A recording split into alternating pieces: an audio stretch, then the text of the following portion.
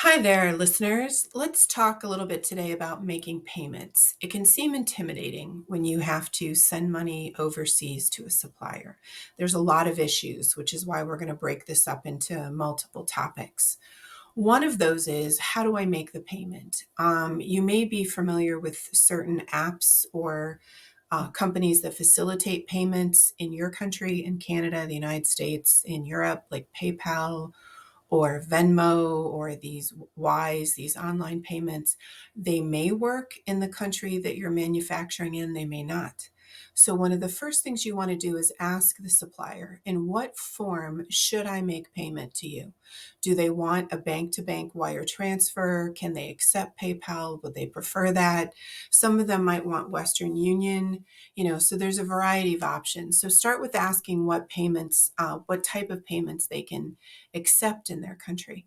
I would also caution you to make sure that you are paying them in their country. If they ask you to pay them in a third party country, that can lead to some complications later in terms of proving that you actually paid for the shipment because the money didn't go into Mexico, for example. It went to a bank account in the US, or it didn't go into China.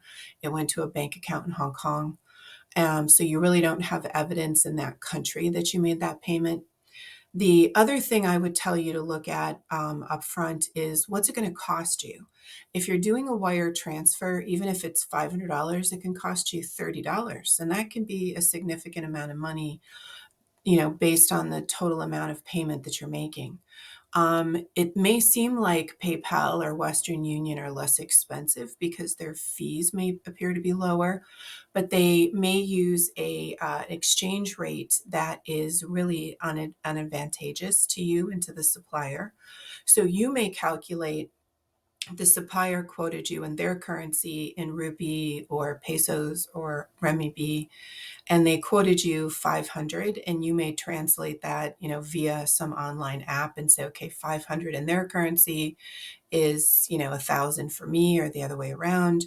But then when you actually use PayPal or Western Union or one of these services to make payment, instead of them getting the equivalent of what the online currency calculator said was $500, they're actually going to get $490 or $480, because the exchange rate those services use, that's where they really make their money. They don't make it off the fees, they make it off the exchange rate.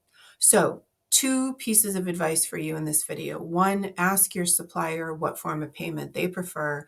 And then two, make sure you're assessing all of the cost and know that you're going to get the amount of money that you need to satisfy their quote to you to that supplier.